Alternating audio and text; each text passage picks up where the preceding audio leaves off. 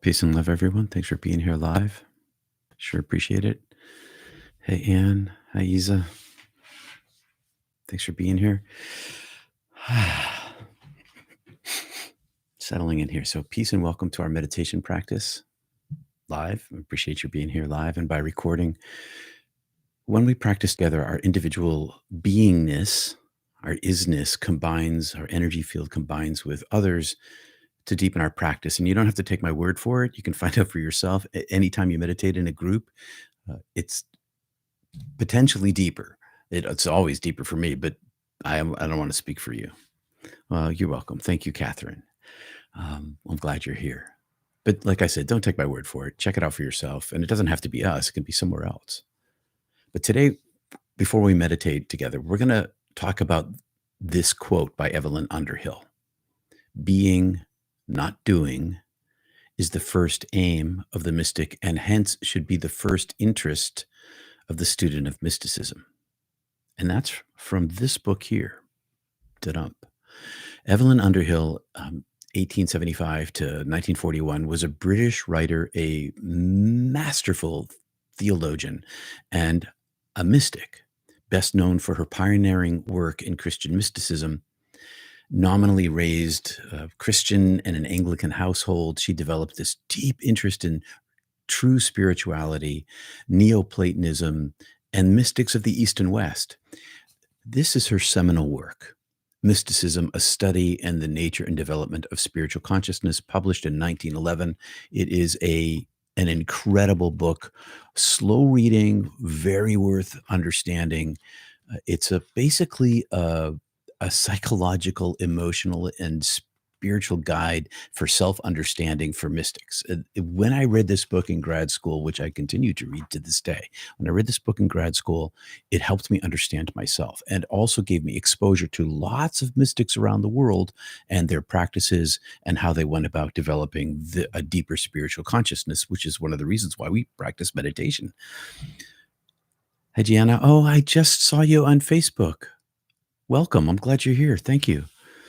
And you found me on Guy Lawrence in Australia. Yeah, he is a great questioner. He asks great questions. And I know I'm getting off the subject here, but he just published this conversation that we had a couple of weeks ago on YouTube. He published it on YouTube, and he asks such great questions. We go into very deeply in ways that I rarely get a chance to.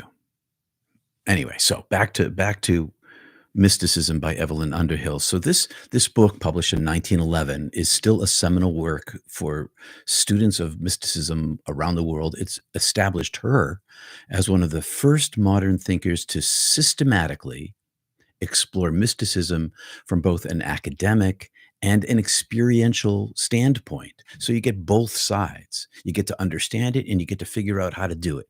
And she later became a spiritual director, a pacifist, and an influential voice in Anglican thought, emphasizing the transformative power of the inner life and direct experience of the divine. All right, so enough about her.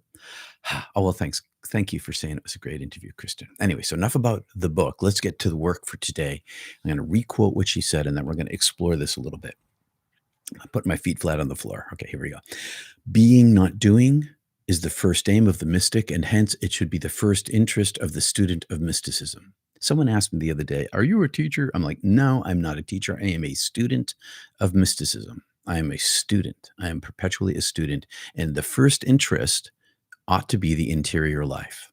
So her quote encapsulates this central idea in mystical spirituality, that there is greater value in presence over action. That doesn't exclude action. Action matters. We talked about this last week with the interior and the exterior. The interior life feeds the exterior life of action. The exterior life feeds the interior life of presence. But presence, the value of presence supersedes the value of action. Now, why is this so? Underhill distinguishes between the outer religious practices of doing. That includes, when I say religious, I also mean spiritual in this case, the action of being kind. Does really matter. The bringing the spirituality out into the world. But she distinguishes between these two in a dualistic way that the inner transformation of being is the true aim of the mystical journey, because being supersedes doing. Being refers to this inner state of stillness, awareness, and union with the divine. Here, my mic's in the way. And union with the divine. It's about cultivating an identity, an interior connection rooted not in our exterior accomplishments, or more importantly, our external rituals of spirituality and or religion, but in deep spiritual receptivity and essential communion with the divine connection. Doing represents these external actions which matter. You know, you hold the door for somebody, you treat someone with kindness. But also in doing, she includes these religious duties, moral behaviors, service to others, and even the study of scriptures. And they're all valuable. They all are valuable, but they're secondary for the mystic.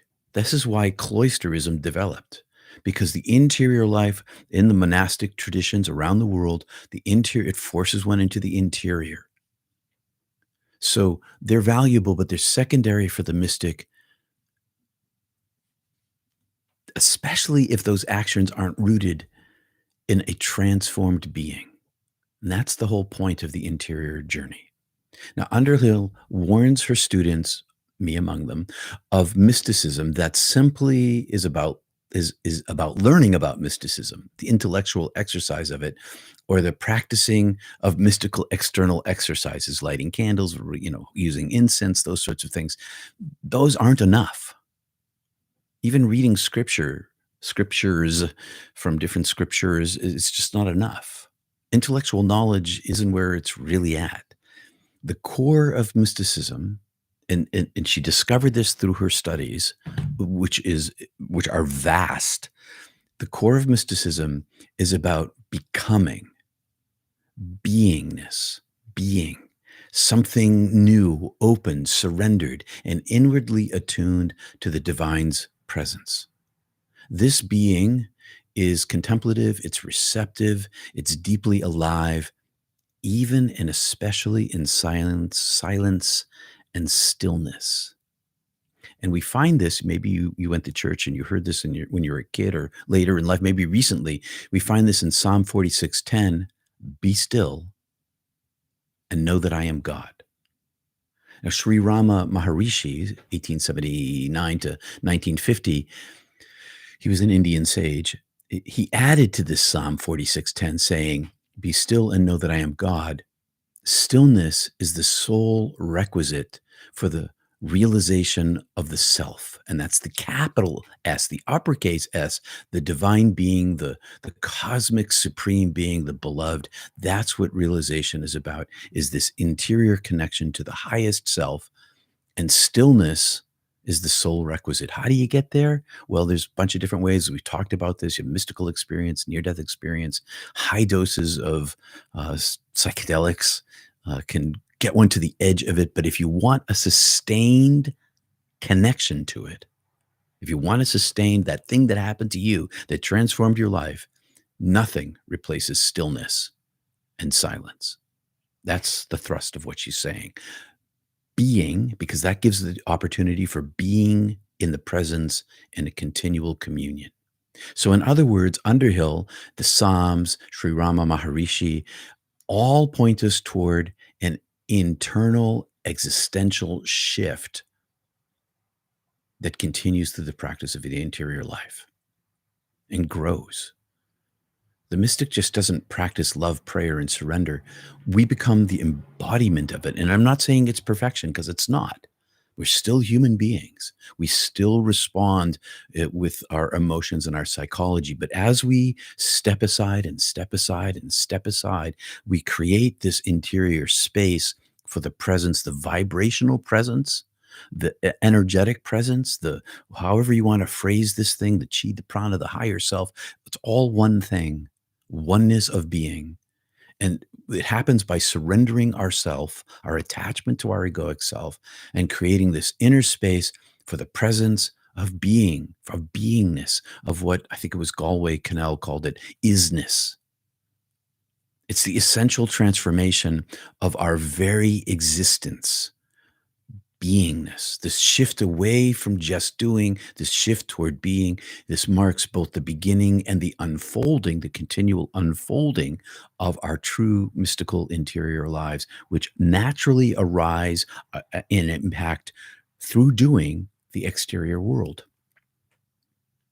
Meditation strips away our attachment to our egoic self, tiny bit by tiny bit by tiny bit, our lower self, and creating this ever increasing interior space, this inner space for the natural expansion of our higher self, the beingness of God, which is to say, in the stillness, the beloved divine, the omnipresent, omnipotent, omnibenevolent beingness of the superior, supreme being, energy, self, vibration, source becomes an experiential presence in our lives. And this is what Jesus was talking about when he was talking about heaven is within us, heaven here now. We don't have to wait till we die.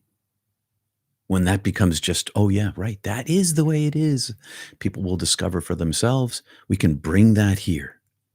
And why does it matter? Well, essentially, it really doesn't matter because everybody's going to die anyway, and they're going to find out for themselves. But what matters is if you have this interior calling, maybe you were born this way, maybe you had some major mystical or minor mystical experience that transformed you, and you want to nurture that presence because now you know that there's a reality with a capital R that is greater than the reality here, then practicing stillness, aiming one's heart to the interior, creates the space for beingness. And this beingness brings heaven here now and then begins to impact every aspect of our lives. And then you become a channel of peace. You become a channel of light, not to be used to be manipulating the world. It will do it of its own accord. Just being in it. Well, my friends, thanks for being here. And again, welcome, Gianna. I hope I'm saying your first name right, Genia. Thanks for being here. I just saw you on Facebook. Thanks for hitting me up there. Hello, Grounded Illumination. Wendy, thank you. Fabulous interview. Definitely calls for a re-listen. Talk about AI in that interview. And yes, your instruction here has been certainly helped your practice. Wow, thanks for saying so, Wendy. Oh, old friend, Wendy. All right, so I have my alarm set. I assume that most of you know how to meditate in some fashion or form. So use the tools that you have. If you're new to meditation, it's super simple. The difficulty is in the practice of it, but the description of it's pretty easy. Have a mantra, have a chant, have a prayer. I use the Jesus prayer. Some people use Om. Some people use any prayer that they had in their life or their mantra that they got from TM. I breathe in through my nose, expanding my belly, pause at the bottom of my breath, exhale, and I run my mind up my spine, out my nose, chanting my prayer inside myself, and just repeat over and over. And when the mind wanders, which it will, just go back to your connecting your prayer, your chant, your mantra to your breath. And it is a slow incline curve. It might take a little while for that line to start going up, but it does go up.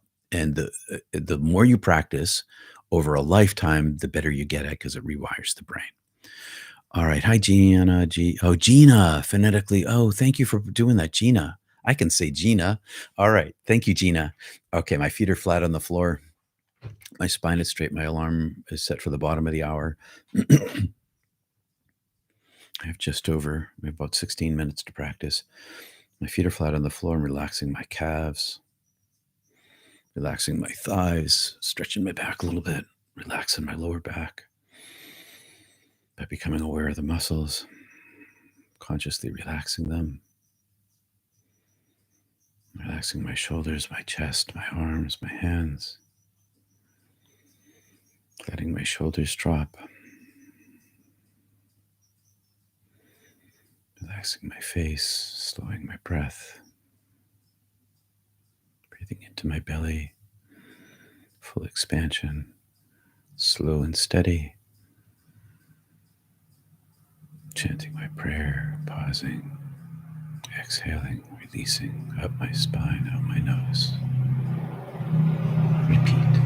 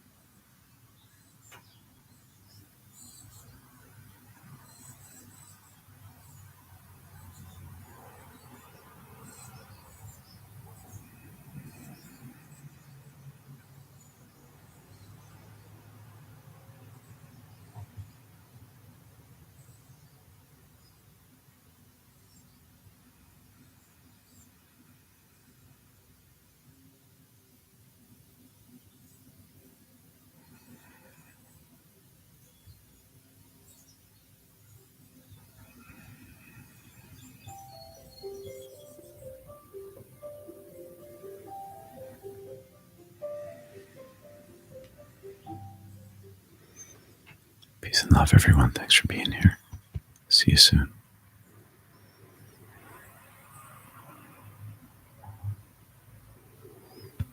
There's a whole chapter on it, Wanda, on the psychology.